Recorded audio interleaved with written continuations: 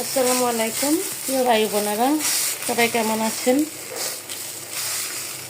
আশা করি ভালো আছেন। আলহামদুলিল্লাহ, আমিও ভালো আছি। আমার হাজব্যান্ড চাপটি খাবে। চালের গুঁড়ি, আটা সব মিলে একসাথে চাপটি বানায় দিতে বলল।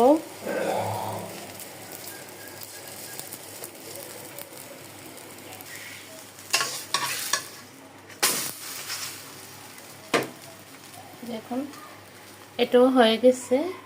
এখানে আমি গরুর মাংস বোনা নিয়েছি, আর আমরা তিনজন, আমি, আমার হাজব্যান্ড আর ছোটো ছেলে, 3টা চাপটি নিয়েছি।